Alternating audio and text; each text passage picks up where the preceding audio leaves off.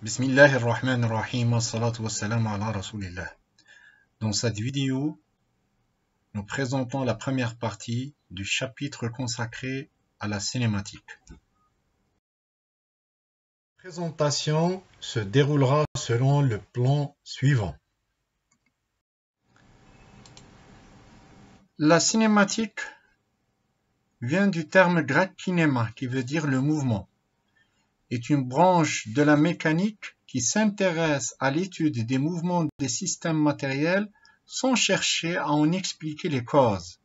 Ainsi, on cherche à décrire les différents mouvements indépendamment des causes qui les produisent en se basant sur les notions de déplacement, trajectoire, vitesse et accélération. En outre, les solides étudiés en cinématique sont généralement supposés indéformables. En cinématique, les études des mouvements des systèmes matériels doivent se faire par rapport à un système de référence. Un système de référence est la combinaison d'un repère de référence et d'un repère temps. Un repère de référence est un repère d'espace permettant de repérer avec précision la position et le mouvement du système matériel considéré. Par ailleurs, le temps est considéré comme absolu et uniforme. Alors le repère temps peut être schématisé par une droite orientée du passé vers l'avenir avec au besoin une origine des temps qui est mise à zéro. Le mouvement d'un système matériel peut être absolu ou relatif. Il est dit absolu s'il est défini ou décrit par rapport à un référentiel absolu. Un référentiel absolu ou galiléen est un référentiel au repos absolu dans l'univers. Le mouvement d'un système matériel dit relatif s'il est défini par rapport à un référentiel relatif.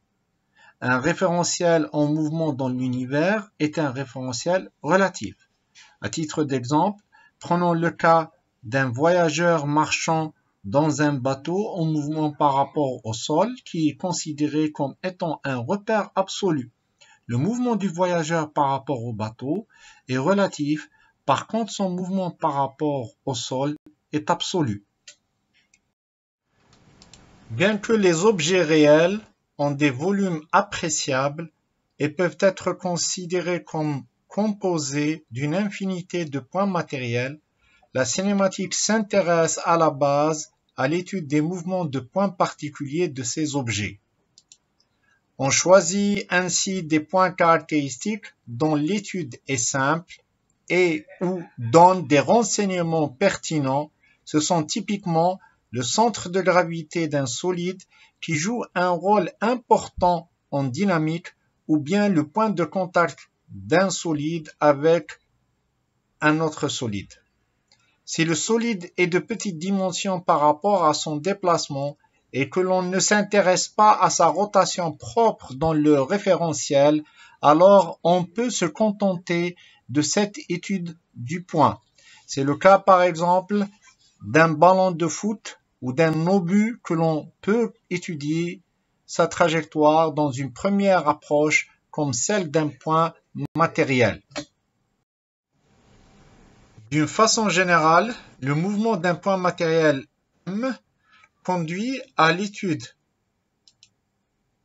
de l'évolution de ce dernier au cours du temps et à donner l'équation horaire du mouvement par l'expression de OM en fonction du temps. Donc l'expression du vecteur position en fonction du temps ou de ses composants dans la base de projection choisie. La trajectoire du point M, qui est indiquée ici en bleu sur la figure, est la courbe géométrique décrite au cours du temps par les positions successives de celui-ci dans le repère de référence utilisé. Elle représente l'ensemble des points de R, donc du système de référence, avec lesquels coïncide le point M au cours de son évolution. titre d'exemple, dans le repère R, O, X, O, Y, O, Z de la figure, donc on a représenté le point M à l'instant T, qui est repéré par ses coordonnées X de T, Y de T et Z de T. Elles permettent de positionner le point M en se donnant à l'instant T le vecteur OM de T qui s'écrit X de T fois UX plus Y de T fois UY plus Z de T fois UZ. Si à l'instant T1, M coïncide avec M1, et si à l'instant T2, M coïncide avec M2, donc le vecteur M12, qui est indiqué ici en jaune sur la figure, définit le déplacement du point M entre T1 et T2 pendant la durée T2 moins T1. À cet effet, on va écrire que M12, donc le vecteur M12, est égal à MO plus OM, donc c'est la décomposition selon la relation de Schall, qu'on peut écrire OM2 moins OM1. Donc on a inversé le sens du vecteur M1O. On définit également l'abscisse curviligne, donc S, comme étant la distance parcourue, donc S de t qu'on voit ici, la distance parcourue sur la courbe par rapport à un point de référence, ici par exemple c'est M1, pour un petit déplacement du mobile, donc grand M, caractérisé par ses coordonnées x, y, z à l'instant t. Donc, pour un déplacement de M jusqu'à un autre point M, mais qui est obtenu à l'instant t plus delta t. Donc, on va avoir une évolution élémentaire selon la coordonnée x. Donc, on va avoir x plus dx.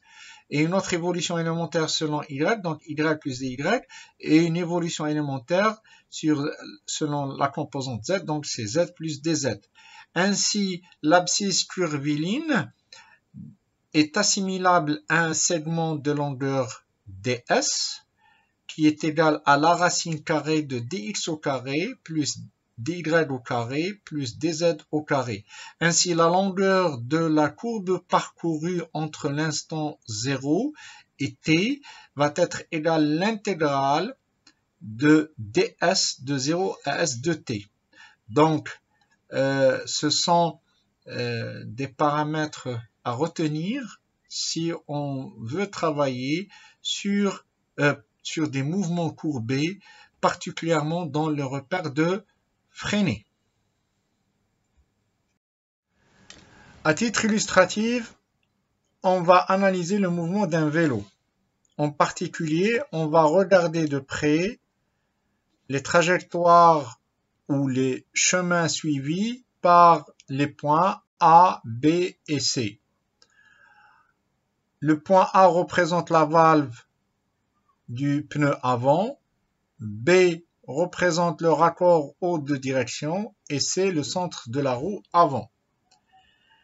Le point B suit une trajectoire ou un chemin rectiligne parallèle à la surface de la route, comme tous les points du cadre.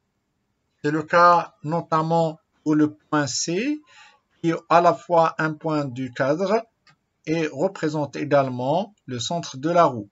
Donc le mouvement est rectiligne. La trajectoire de la valve A dans le référentiel centre de la roue, donc le mouvement de A par rapport au point C, est circulaire. Quand la trajectoire de la valve A dans le référentiel route est une courbe, le mouvement est dit curviligne. Si la vitesse du mouvement du vélo reste constante, alors la trajectoire se répétera. Donc on parle de trajectoire cycloïde. En effet, le point A décrit par rapport au sol, comme on le voit ici en clair dans la deuxième figure, une trajectoire cycloïde d'amplitude verticale égale au diamètre, presque au diamètre de la roue, et de période horizontale égale, donc la période, elle est égale presque à la circonférence de la roue. On introduit maintenant la notion de vecteur vitesse d'un point. Pour cela, considérons la figure suivante sur laquelle on voit le point M qui est mobile sur la trajectoire en bleu. À chaque instant, la position du point M elle est définie par le vecteur position OM. À l'instant T', le mobile sera au point M'. Alors, si M' définit le déplacement du point M pendant la durée delta t qui est égale à T' moins T, on peut définir la vitesse moyenne de M à M' par le rapport V moyen qui est égal à M' sur T' moins T, donc c'est M' sur delta T. Si l'on fait tendre T' vers T, cela veut dire que delta T va tendre vers 0. Donc, M' est égal à OM' moins OM. Cette quantité va tendre vers delta OM.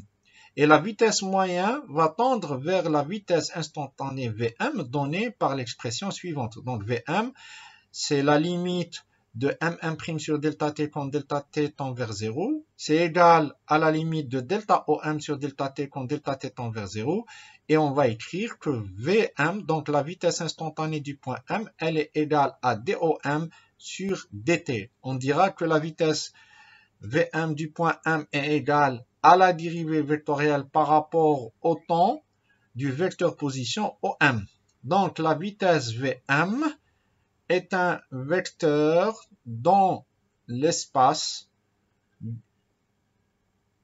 et il est tangent instantanément à la trajectoire que suit le mobile M. Donc sur cette figure, on a représenté la direction qui porte le vecteur Vm et elle est tangente en chaque point de la trajectoire.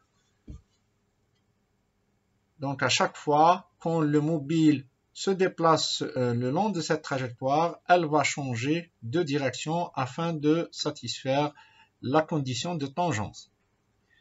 Par ailleurs, selon le système de coordonnées utilisé pour décrire la position du système, plutôt du point mobile, le vecteur vitesse Vm va prendre différentes expressions. Ces expressions sont résumées dans le tableau suivant. Donc, pour le système de coordonnées cartésien qui est le plus simple, dans lequel les vecteurs unitaires Ux, Uy, Uz, comme celui donc indiqué sur cette figure-là, donc c'est une base immobile. Le vecteur Vm a comme coordonnées x point selon Ux, y point selon Uy et z point selon Uz.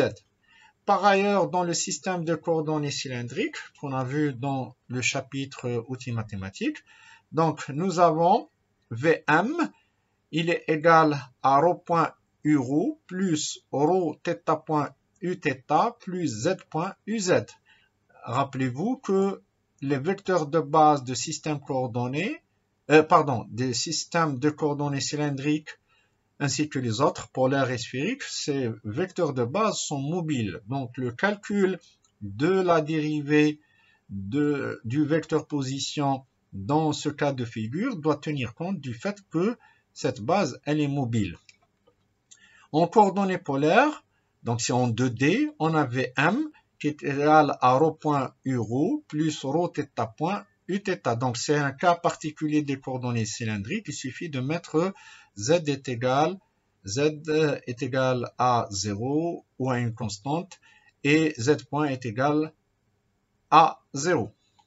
Pour les coordonnées sphériques, on a Vm qui est égal à ρ point Uro plus ρ θ point Uθ plus ρ sinus θ phi point Uphi. Donc je vous invite à revoir la vidéo qui parle des systèmes de coordonnées pour d'abord déterminer le vecteur position OM dans le système de coordonnées approprié et procéder à la dérivation vectorielle par rapport au temps pour retrouver ces expressions.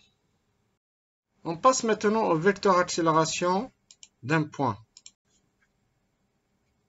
L'accélération du point M noté petit am ou grand AM s'obtient par dérivation vectorielle par rapport au temps du vecteur vitesse Vm. Donc on écrira que AM est égal à d sur dt de Vm.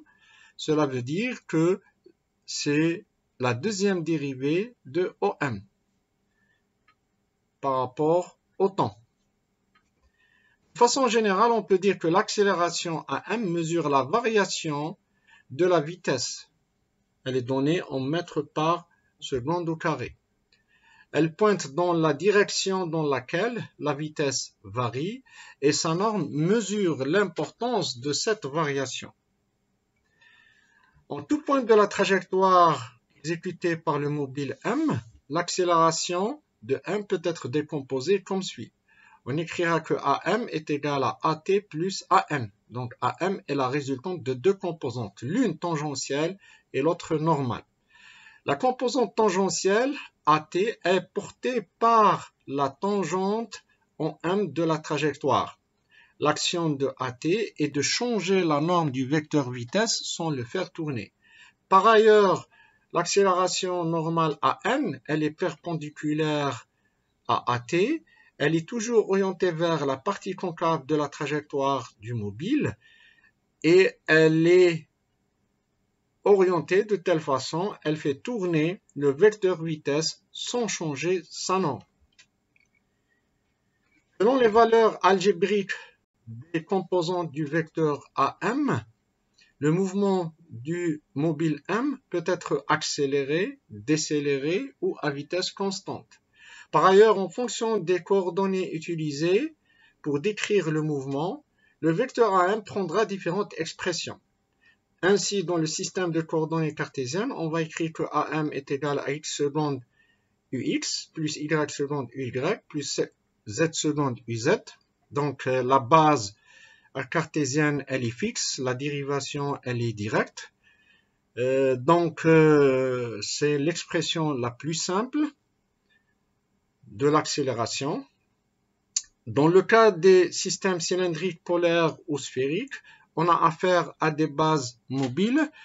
La dérivation vectorielle doit être faite d'une façon attentive et on obtiendra les expressions qui apparaissent dans les trois colonnes suivantes. Donc, on a affaire à une base mobile. Il faut faire attention. Pour illustrer le concept qu'on a introduit jusqu'à présent, nous allons introduire quelques exemples de mouvements simples. On va commencer par le mouvement rectiligne. Le mouvement est dit rectiligne s'il correspond à un déplacement le long d'une droite fixe dans le référentiel d'étude. Dans ce cas, les vecteurs vitesse et accélération sont portés par la droite sur laquelle s'effectue le mouvement. Ils restent tout le temps collinéaires à tout instant. Le système de coordonnées le plus adapté pour l'étude de ce type de mouvement est le système de coordonnées cartésiennes tel que l'un des axes soit confondu avec l'axe du mouvement. Par ailleurs, le mouvement rectiligne peut être uniforme. Si l'accélération est nulle, donc la vitesse est constante, c'est le mouvement le plus simple. Il se fait, par exemple, selon l'axe OX avec une accélération nulle. Donc A est égal à 0. Avec une vitesse constante V0 à partir d'une position initiale X0. D'où les équations de mouvement suivantes. Donc A de t est égal à 0. Et la vitesse à tout instant elle est constante et vaut V0. D'où par intégration et compte tenu des conditions initiales, on va trouver que x de t est égal à V0t plus x0. En outre, le mouvement peut être uniformément accéléré si l'accélération elle est constante et non nulle.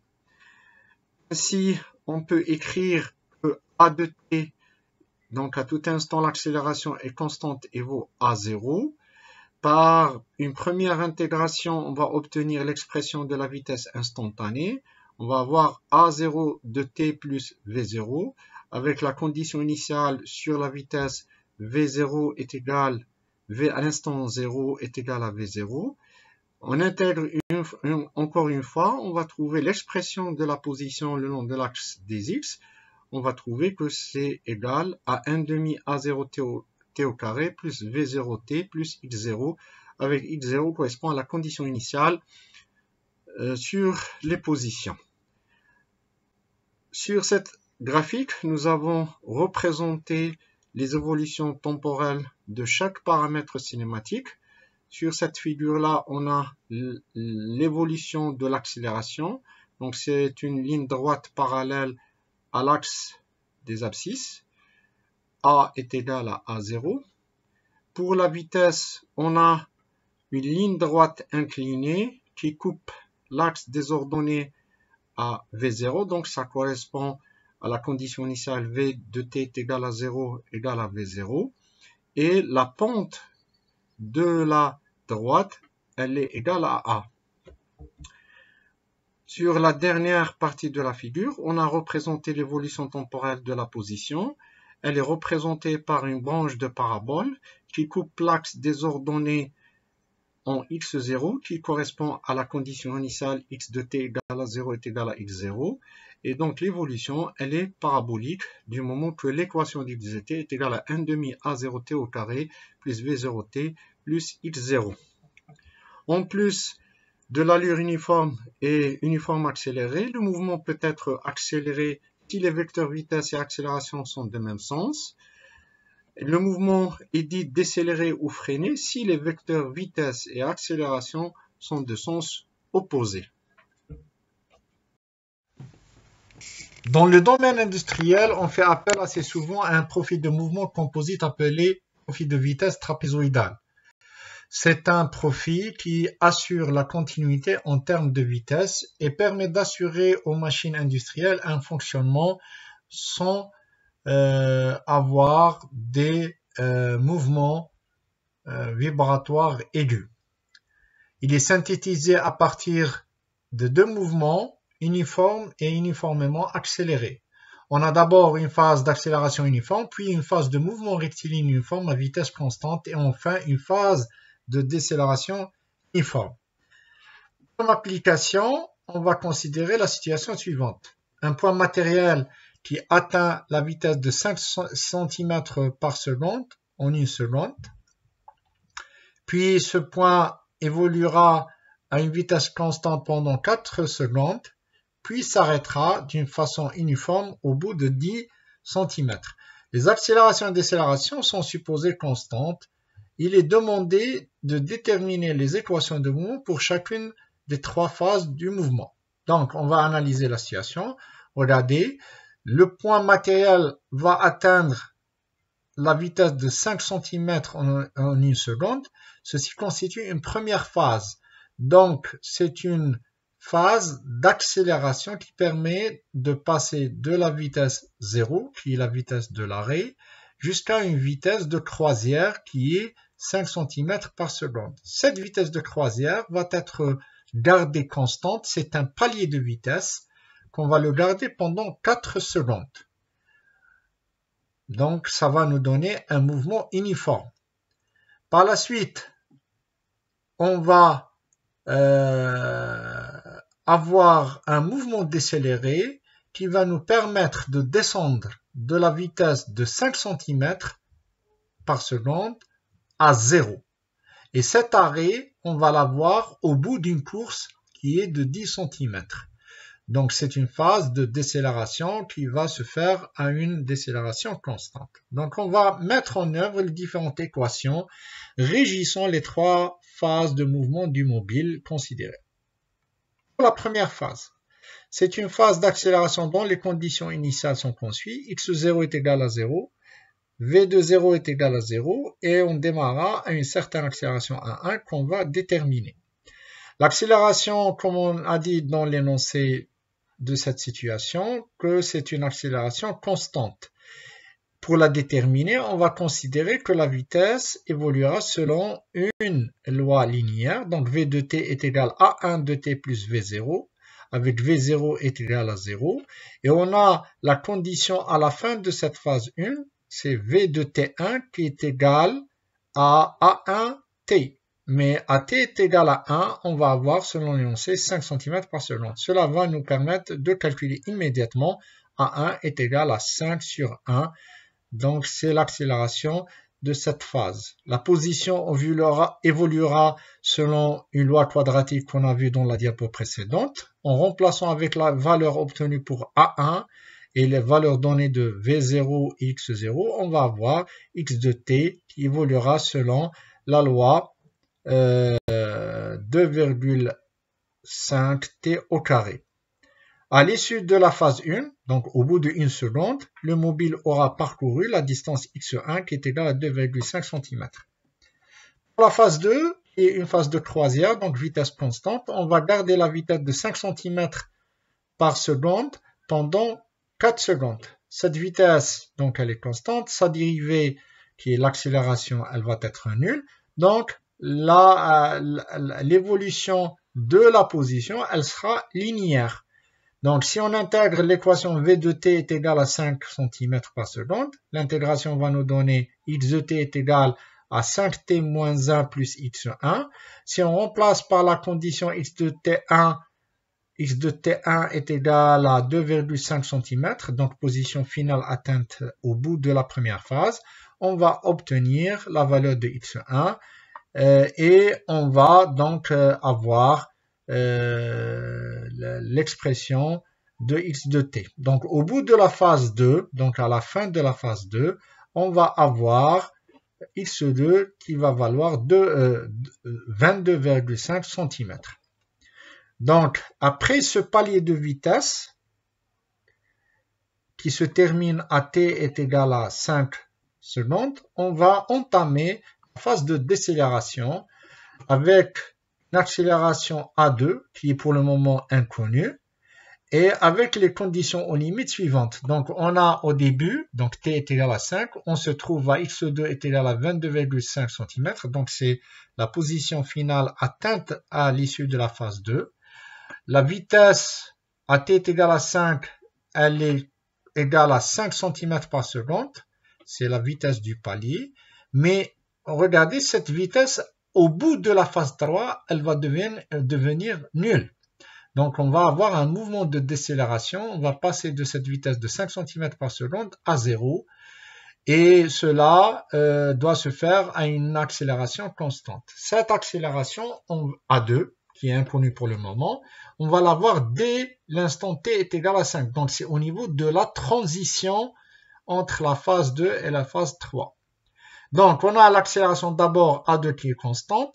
Si on intègre cette valeur, on va voir l'évolution de la vitesse. V de t, elle va suivre cette loi. Donc, A2 fois t moins 5 plus V2. Par intégration, on va encore une fois avoir l'évolution quadratique de x de t. Donc, résultat déjà obtenu dans la diapo précédente. Et juste à titre indicatif, cette écriture où on écrit A de t-5 au carré plus V de t-5, donc c'est une façon de simplifier les calculs. Hein. On pouvait écrire 1 demi A2 t au carré plus V de t plus x2, donc avec A2, V2, x2, des valeurs qui vont nous permettre de satisfaire les conditions aux limites données précédemment. Mais de préférence, on écrit lors de l'établissement de la loi horaire trapézoïdale sous cette forme-là pour simplifier les calculs.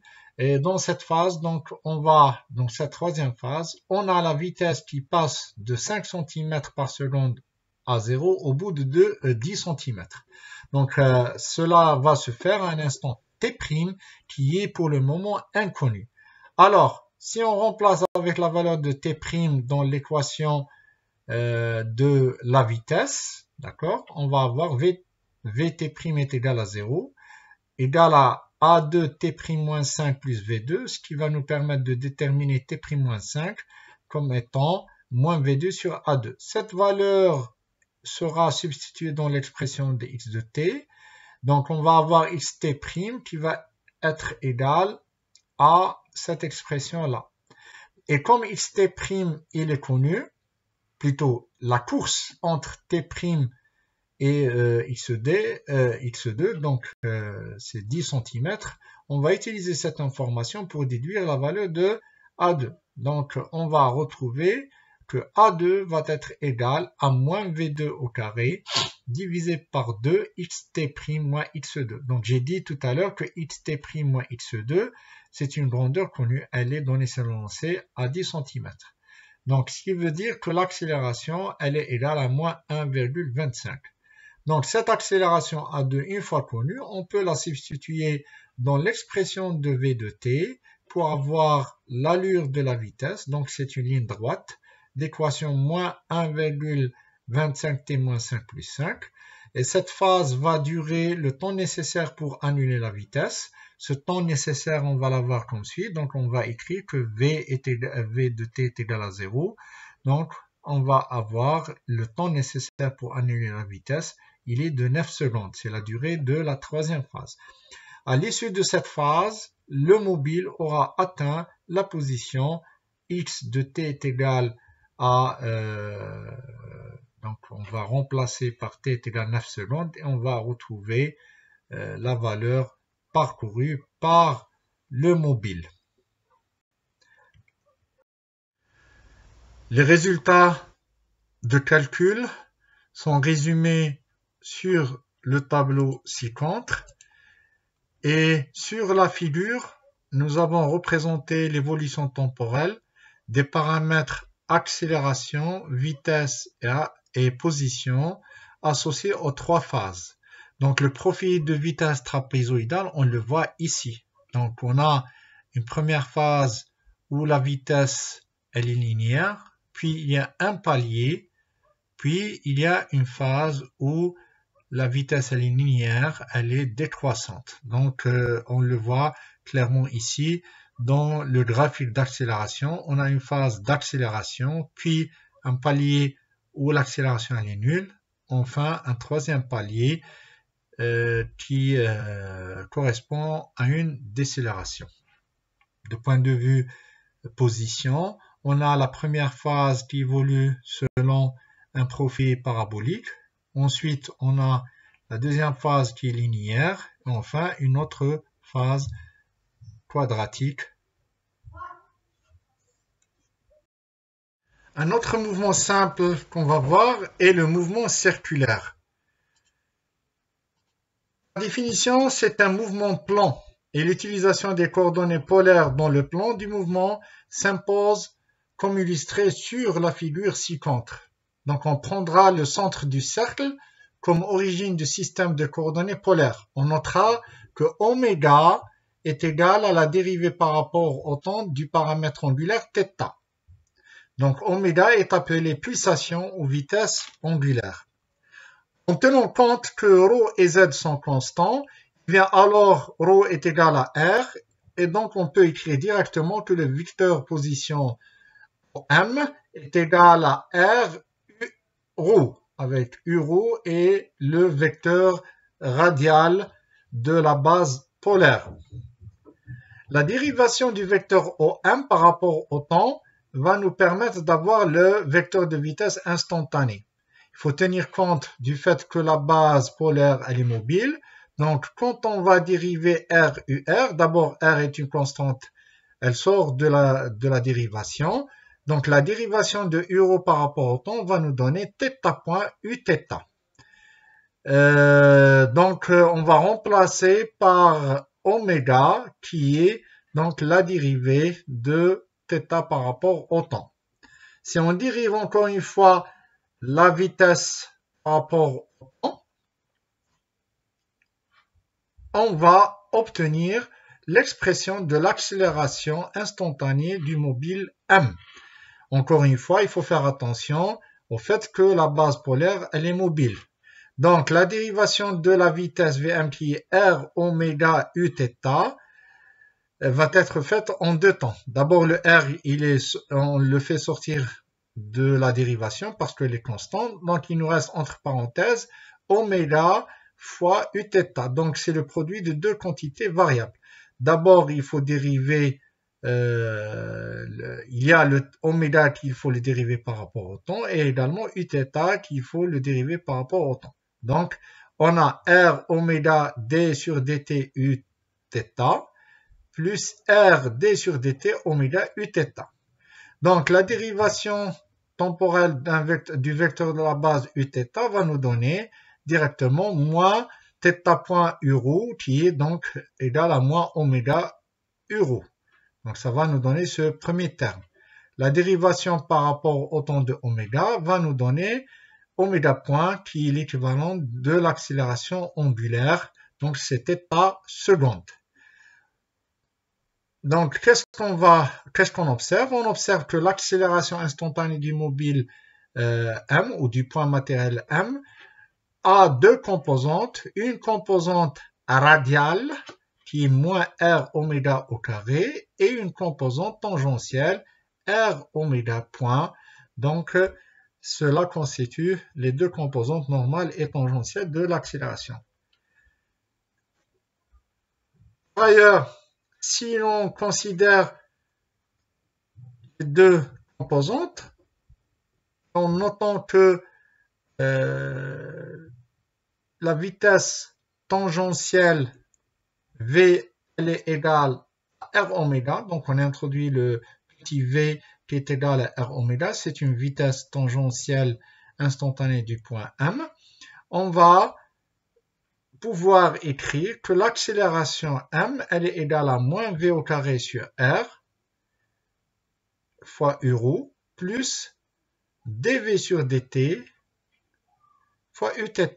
Donc il suffit de substituer par l'expression oméga. Oméga, elle est égale à v sur r et remplacer dans l'expression qu'on a obtenue précédemment. Ce sont deux écritures équivalentes qui peuvent donc l'une, cette première, elle est exprimée en fonction des dérivées première et seconde de θ.